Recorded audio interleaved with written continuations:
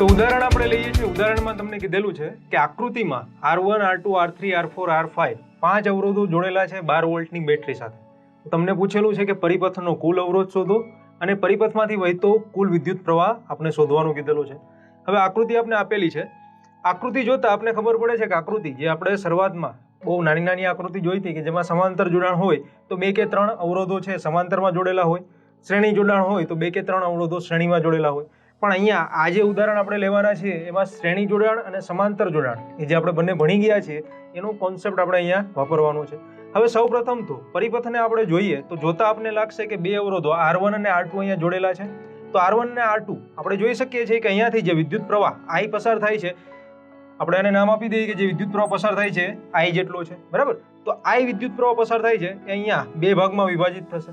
એક R1 માંથી જશે, R2 માંથી જશે અને વચ્ચે પણ જશે, પણ વચ્ચે કોઈ અવરોધ જોડેલો નથી એટલે વચ્ચેનું જે કહી શકાય કે જે લાઈન આપણે દોરેલી છે એનો અવરોધ કેટલો હશે? શૂન્ય હશે, બરાબર. જેને આપણે ઇલેક્ટ્રિકલની ભાષામાં જોવા જઈએ તો આને શોર્ટ સર્કિટ પાથ કહેવાય કે આનો અવરોધ તમને શૂન્ય મળે. પણ આપણે એને ગણવાનો નથી શૂન્ય છે એટલે આપણે R1 અને R2 જ લેશું, બરાબર. તો જે કુલ વિદ્યુત પ્રવાહ છે, કુલ વિદ્યુત પ્રવાહ અહીંયા જોવા જઈએ તો 3 ભાગમાં વિભાજિત થાય, પણ આપણા અવરોધ પ્રમાણે જોવા જઈએ તો 2 ભાગમાં વિભાજિત થશે, બરાબર. તો અહીંયા વિદ્યુત પ્રવાહનું વિભાજન થાય છે અને અવરોધો જે જોડેલા છે એની એક બાજુના છેડા એક બિંદુ આગળ છે અને બીજી બાજુના છેડા બીજા બિંદુ આગળ છે. એટલે કે આ જોતા આપને લાગે કે અહીંયા અવરોધ R1 અને R2 જે આપણે જોડેલા છે એ સમાંતર જોડાણમાં છે, બરાબર. એટલે કે એનો આપણે સમતુલ્ય અવરોધ શોધવો હોય તો સમાંતર જોડાણના સમતુલ્ય અવરોધના સૂત્ર પરથી શોધી શકીએ. એ જ રીતે નીચે આપણે જોઈએ તો R3, R4 અને R5 એ પણ સમાંતરમાં જોડેલા આપને દેખાય છે, બરાબર. તો ત્યાં પણ આપણે સમાંતર જોડાણના સમતુલ્ય અવરોધના સૂત્ર પરથી એનો સમતુલ્ય અવરોધ શોધી શકીએ. એટલે કે અહીંયા આપણે R1 અને R2 નો જે સમતુલ્ય અવરોધ શોધશું એને આપણે R ડેશ નામ આપીશું અને R3, R4, R5 નો જે સમતુલ્ય અવરોધ શોધીશું એને આપણે R ડબલ ડેશ નામ આપીશું, બરાબર. તો સૌપ્રથમ આપણે વાત કરીએ તો અવરોધ R1 અને R2 નો સમતુલ્ય અવરોધ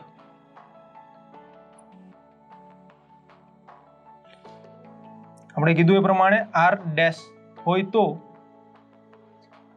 જોઈ શકાય છે R1 અને R2 સમાંતરમાં છે એટલે સૂત્ર પરથી લખી શકીએ કે 1/r dash is equal two 1/r1 plus 1/r2, બરાબર. અને R1 અને R2 ના મૂલ્ય તો આપણે આપેલા છે. R1 કેટલો છે? 10 ઓહ્મ છે અને R2 40 ઓહ્મ છે. તો એના પરથી આપણે અહીંયા વેલ્યુ મૂકીએ કે 1/10 વત્તા 1/40, બરાબર. તો આનું આપણે સાદુરૂપ આપશું તો આપણે શું મળશે? 5/40 અને આના છેદ ઉડાડીએ તો કહી શકાય 1/8. એટલે કે અહીંયા આપણે 1/r ડેશ નું મૂલ્ય મળ્યું 1/8. એનું આપણે વ્યસ્ત કરીએ તો તમને શું મળે? R ડેશ કેટલો મળે છે? 8 ઓહ્મ મળે છે, બરાબર. તો અહીંયા આપણે શું શોધ્યું કે આ જે R1 અને જે R2 છે કે જે સમાંતરમાં જોડેલા છે આ બંનેનો એક સમતુલ્ય અવરોધ શોધી લીધો કે જેને આપણે નામ આપ્યું R ડેશ, બરાબર. એટલે કે હવે આ બધા અવરોધની જગ્યાએ આપણે એક જ અવરોધ લગાડવાનો છે જે રીતે આપણે સમતુલ્ય પરિપથમાં જોતા હતા તે હતો R ડેશ. હવે આપણે નીચેના અવરોધોની વાત કરીએ R3, R4 અને R5 એ પણ સમાંતરમાં જ જોડેલા છે. તો કહી શકાય કે અવરોધો R3, R4 અને R5 નો સમતુલ્ય અવરોધ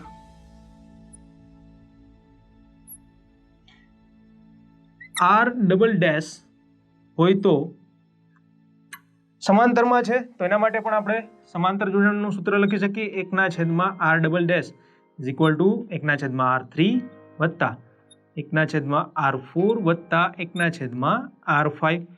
R3, R4 અને R5 નું મૂલ્ય આપેલું છે તો એ મૂલ્ય આપણે અહીંયા મૂકીએ. 1/r3 આપેલો છે આપણે 30 ઓહ્મ 1/30 વત્તા R4 આપેલો છે 20 ઓહ્મ 1/20 વત્તા R5 આપેલો છે 60 ઓહ્મ એટલે કે 1/60, બરાબર. અને આનું આપણે સાદુરૂપ આપશું તો કેટલું મળશે આન્સર? તો કહી શકાય કે 6/60 એટલે કે 1/10 ઓહ્મ મળશે. એટલે કે અહીંયા પણ ફરીથી આપણે વ્યસ્ત કરશું તો કહી શકાય કે R double dash is equal two 10 ohm જે આપને મળે છે, બરાબર. એટલે કે અહીંયા આપણે કહી શકીએ કે અહીંયા જે R3, R4 અને R5 જે 3 અવરોધ આપણે જોડેલા છે એના સમાંતર જોડાણનો આપણે સમતુલ્ય અવરોધ શોધીએ, જેને આપણે આર ડબલ ડેશ વડે દર્શાવીએ છીએ. અને આર ડબલ ડેશનું મૂલ્ય કેટલું છે? 10 ઓહ્મ છે અને આર ડેશનું મૂલ્ય 8 ઓહ્મ છે. બરાબર. તો હવે આપણે શું કરવાનું છે કે અહીંયા R1 ને R2 ને કાઢીને એની જગ્યાએ આર ડેશ એક જ લગાડવાનો છે. અહીંયા R3 R4 R5 ને કાઢીને એની જગ્યાએ આર ડબલ ડેશ એક જ લગાડશું. અને પછી આપણે પરિપથને જોશું તો પરિપથમાં જોઈ શકાય કે અહીંથી આપણે ચાલુ કરીએ તો આર ડેશ અને આર ડબલ ડેશ છે એકબીજાના શ્રેણીમાં આવશે. એટલે બંને આર ડેશ અને આર ડબલ ડેશ શ્રેણીમાં આવે છે તો શ્રેણી જોડાણ પ્રમાણે આપણે એનો સરવાળો કરીને પરિપથનો કુલ અવરોધ શોધી શકીએ છીએ. તો ચાલો આપણે પરિપથનો કુલ અવરોધ શોધીએ. તો અહીંયા આપણે જોયું એ પ્રમાણે R1 અને R2 નો સમતુલ્ય આર ડેશ હતું અને R3 R4 R5 નો સમતુલ્ય આપણે આર ડબલ ડેશ શોધ્યો હતો. બરાબર.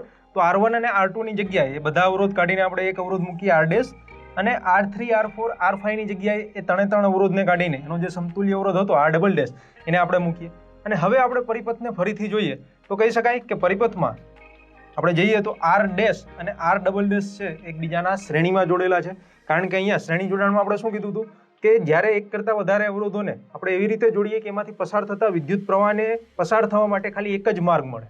તો અહીંયા જે વિદ્યુત પ્રવાહ I છે તો આપણે બેટરીથી ચાલુ કરીએ તો વિદ્યુત પ્રવાહ I અહીંયાથી આર ડેશમાં આવશે, એ મીટરમાં થઈને આર ડબલ ડેશમાં આવશે. એટલે કે અહીંયા પણ વિદ્યુત પ્રવાહને પસાર થવા માટે એક જ માર્ગ મળે છે. બરાબર.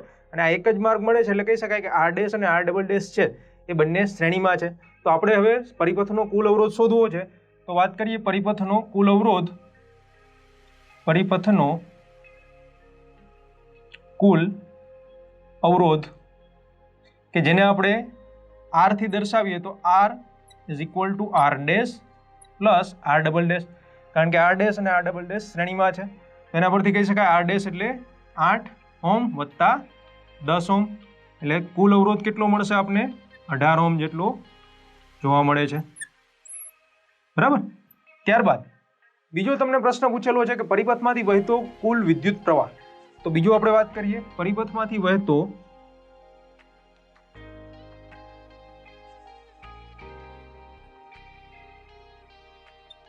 કુલ વિદ્યુત પ્રવાહ કે જેને આપણે I વડે દર્શાવીએ. તો અહીંયા પરિપથમાંથી વહેતો કુલ વિદ્યુત પ્રવાહ તો ઓહમના નિયમ પ્રમાણે V is equal two IR. તો વિદ્યુત પ્રવાહ I શોધવો હોય તો V ના છેદમાં R. બરાબર. તો V એટલે કે વિદ્યુત સ્થિતિમાનનો તફાવત તમને 12 વોલ્ટ જેટલો આપેલો છે, અને R એટલે કે સમતુલ્ય અવરોધ, આખા પરિપથનો સમતુલ્ય અવરોધ આપણે ઉપર શોધ્યો કેટલો મળે છે? 18 ઓહ્મ. તો સીધો આપણે ઓહમના નિયમ પરથી V is equal two IR સૂત્ર પ્રમાણે I ને શોધવું હોય તો I is equal two V ના છેદમાં R. વોલ્ટેજ આપણે કેટલા આપેલા છે? 12 વોલ્ટ. અને અવરોધ સમતુલ્ય અવરોધ કુલ અવરોધ કેટલો આપેલો છે? 18 ઓહ્મ. બરાબર. તો 12 ભાગ્યા 18 આપણે કરીએ તો તમને વિદ્યુત પ્રવાહનું મૂલ્ય કેટલું મળશે? તો કહી શકાય કે 0.67 એમ્પિયર, કે જે કહી શકાય પરિપથમાંથી વહેતો કુલ વિદ્યુત પ્રવાહ છે. બરાબર. તો આ રીતે આપણે જે પરિપથ આપેલો હોય પરિપથમાંથી તમારે એનો સમતુલ્ય અવરોધ એટલે કે પરિપથનો કુલ અવરોધ અને એમાંથી પસાર થતો વિદ્યુત પ્રવાહ પણ તમને શોધવાનો કહી શકે છે. અહીંયા આપણે જે પરિપથ જોયો એ થોડો કહી શકાય કે કોમ્પ્લેક્સ હતો. એટલે કે એમાં એક કરતાં વધારે અવરોધોને ઘણી બધી રીતે જોડેલા હતા. એમાં આપણે સમાંતર જોડાણનો જે કોન્સેપ્ટ હતો એનો પણ ઉપયોગ કર્યો અને સાથે સાથે શ્રેણી જોડાણના કોન્સેપ્ટનો પણ ઉપયોગ કર્યો. બરાબર. એટલે કે બે જે અવરોધો હતા R1 R2 સમાંતરમાં, નીચે R3 R4 R5 સમાંતરમાં હતા, અને એના સમતુલ્ય એટલે કે આર ડેશ અને આર ડબલ ડેશ એ હવે શ્રેણીમાં આવતા હતા. બરાબર. તો બંનેનો ઉપયોગ કરીને તમે પરિપથનો કુલ અવરોધ અને સાથે સાથે પરિપથમાંથી વહેતો વિદ્યુત પ્રવાહ છે શોધી શકો છો. એટલે આ રીતે અહીંયા જે અવરોધોનું શ્રેણી જોડાણ અને સમાંતર જોડાણ છે એમાં તમને આવા ઘણા બધા ઉદાહરણો પૂછાઈ શકે છે કે જેમાં અવરોધોને તમને અલગ અલગ રીતે એના જોડાણ કરીને તમને આપે છે. એમાં કેટલાક અવરોધો શ્રેણીમાં હોય, કેટલાક સમાંતરમાં હોય. તો એ તમારે ઓળખવાના છે કે કયા અવરોધો શ્રેણીમાં છે અને કયા સમાંતરમાં છે. અને પછી સમાંતર જોડાણ અને શ્રેણી જોડાણ માટે જે આપણે સમીકરણો જોયા એ સમીકરણોનો ઉપયોગ કરીને તમે આ ઉદાહરણો છે એને સોલ્વ કરી શકો.